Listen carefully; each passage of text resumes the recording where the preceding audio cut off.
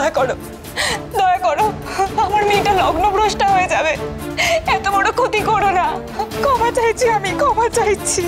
মা ওঠো, কি করছো? কি তুমি কি সত্যি কোনো দোষ করেছো যে ক্ষমা চাইছো? খবরদার পিপি, তুই আর একটা কথা বলবি না, চুপ করে থাকবি। তুই জানিস না কত কষ্ট করে তোর বিয়ের জোগাড় করেছি, এখন বিয়েটা ভেঙে গেলে। বাহ, চুল দুটো তো খুব সুন্দর। বাবা, আমাকেও এরকম দুটো চুল গড়িয়ে দেবে? আমারও চাই, আমাকেও গড়িয়ে দেবে বাবা।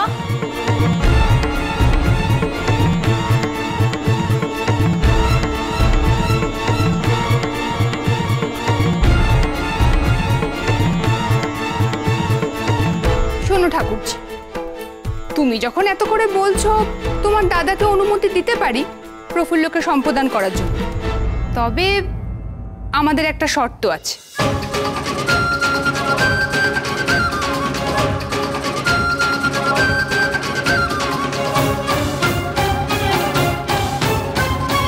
বলো, আমি তোমাদের সব শর্তে রাজি, শুধু দাদা যেন পিপিকে সম্প্রদান করে। প্রফুল্লর হাতের দুখানা চূড় আমাদের দুই মেয়েকে দিতে হবে।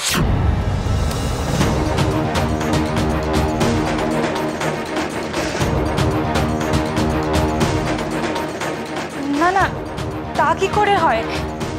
তোমরা ওই দুটো ছাড়া আর যা কিছু চাও দিতে না চাইলে দিও না, আমরা তো কেউ জোর করছি না। শুধু তোমার দাদা সম্প্রদানটা করবে না।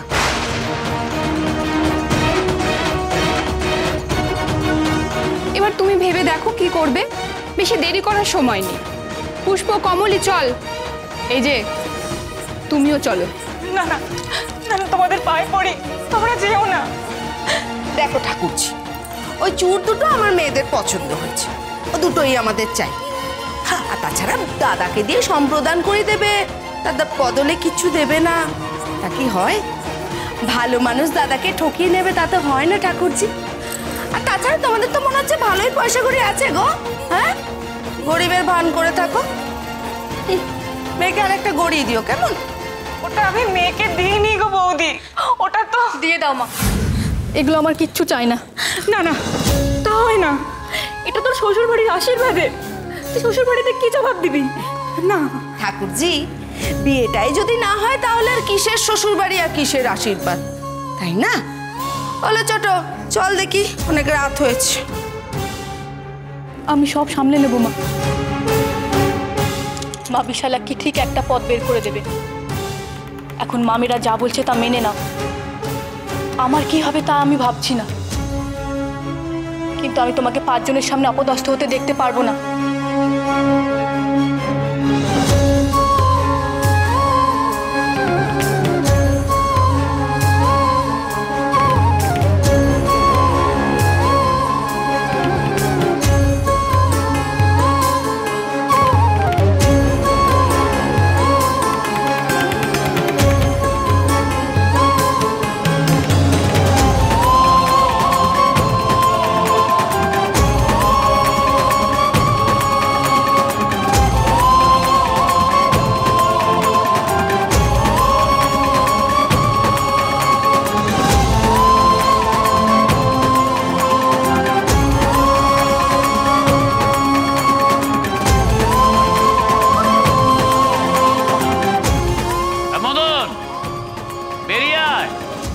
করছিস নাকি ঘরে বসে?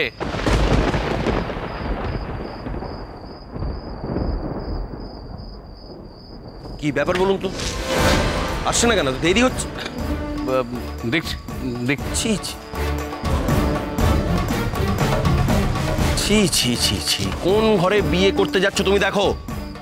আর এই মেয়েকে বিয়ে করার জন্য তুমি খেদিয়ে মরছিলে? হ্যাঁ, এরকম বেয়াক্কেলে পরিবারের সঙ্গে আমি কখনোই সম্বন্ধ করতাম না। দয়া করে শান্ত হন বাবা মশাই, হয়তো কোনো জরুরি বিষয় তারা আলোচনা করছে। তুমি থামো। ওর ছাদনা তলায় দাঁড়িয়ে এখন আলোচনা কিসের? তো ঘুরিয়ে আমাকেই অসম্মান করা। এ বিয়ে হবে না, তুমি চলে এসো। ওরা যত খুশি আলোচনা করুক। আরে এ মদন,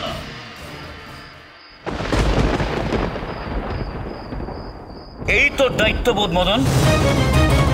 হ্যাঁ, লগ্ন যে বয়ে যাচ্ছে সেদিকে কোনো হুঁশি নেই। আমি তো বর তুলে নিয়ে চলে যাচ্ছিলাম, এই বিয়ে ভেঙেই দিতাম। না না, দোহাই আপনার, বিলম্ব হওয়ার জন্য আমি নিজে ক্ষমা চেয়ে নিচ্ছি। ঠিক আছে ঠিক আছে, কথা বাড়িয়ে লাভ নেই। মেয়েকে ছাদনাতলায় আনার ব্যবস্থা করো আর নিজেকে সম্প্রদানের কাজে বসো, যাও।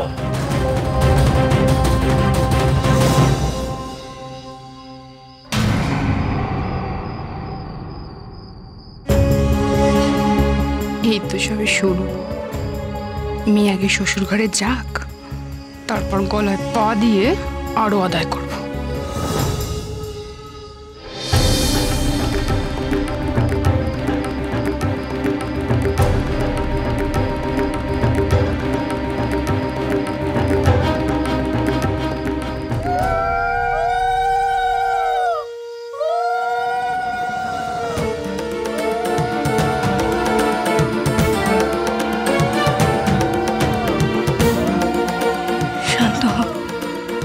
শান্ত হ প্রফুল্ল, তুই এক নতুন জীবনে প্রবেশ করতে চলেছিস, যা তুই চেয়েছিলিস।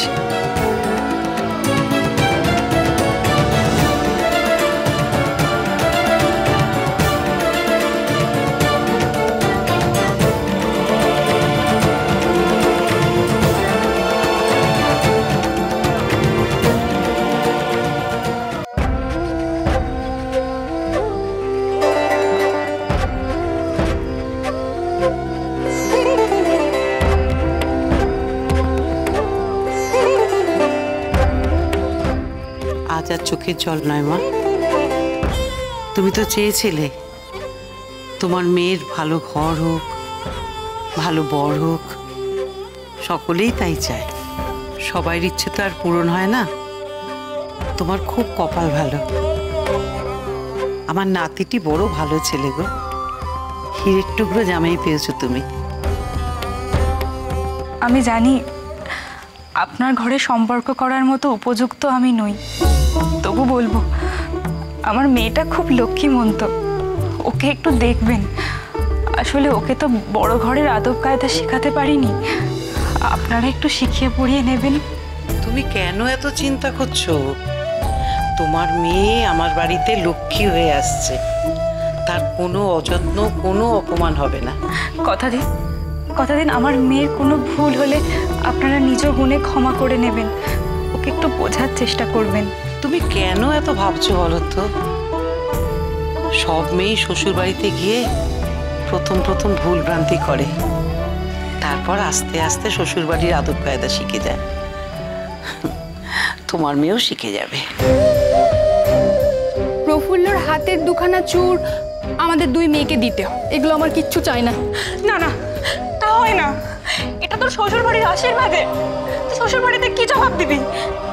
আমার কি হবে তা আমি ভাবছি না, কিন্তু আমি তোমাকে 5 জনের সামনে অপদস্থ হতে দেখতে পারবো না। আসলে মেয়ের মা তো, আর পিপি ছাড়া আমার তো আর কেউ নেই, তাই হয়তো ভয় হয়।